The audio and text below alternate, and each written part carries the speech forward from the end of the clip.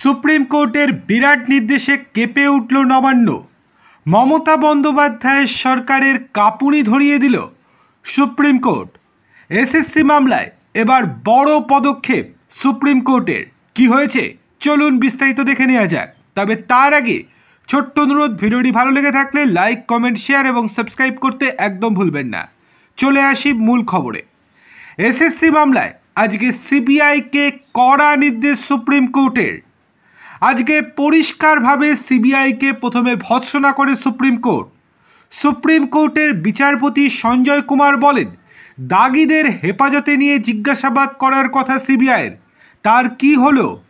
এতদিন হয়ে গেল এখনও হেফাজতে নেননি। তার উত্তরে সিবিআইয়ের আইনজীবী জানান, খুব শীঘ্রই সেই কাজ শুরু করা হবে, কিন্তু তাতে খুশি নয় বিচারপতি সঞ্জয় কুমার। বিচারপতি সঞ্জয় কুমার তারপরে পরিষ্কারভাবে সিবিআইকে নির্দেশ দিয়েছে, যত দ্রুত সম্ভব দাগিদেরকে হেফাজতে নিন। তাদের যোগ্যদের জীবন নষ্ট করার কোনো অধিকার নেই। কাদেরকে টাকা দিয়েছে, কাদেরকে টাকা দিয়ে তারা চাকরি পেয়েছে, সেই সমস্ত প্রশ্ন তুলুন। এছাড়াও দাগিদেরকে যদি সত্যিই অপরাধী হয়ে থাকে তাহলে তাদের বিরুদ্ধে আরও কঠোর পদক্ষেপ নিক। এই নির্দেশের পর চাপে পড়ে গিয়েছে মমতা বন্দ্যোপাধ্যায়ের সরকার।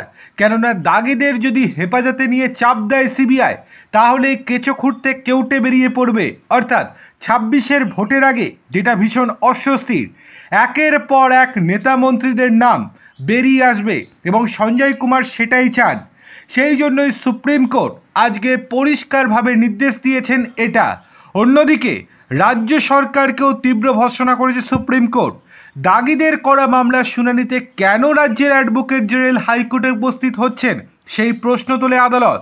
দুই বিচারপতির বেঞ্চের প্রশ্ন, রায় ঘোষণার পরেও আইনজীবীরা দাগিদের হয়ে কিভাবে আদালতে আবেদন করছেন? বিচারপতি কুমার বলেন, বারবার বলেছি দাগিরা কোনোভাবেই পরীক্ষায় বসতে পারবেন না, তারপরেও একই আবেদন নিয়ে এত মামলা কেন? যা বলার রায়ে আমরা পরিষ্কার বলে দিয়েছি, আপনারা কি রায় বুঝতে পারেন না?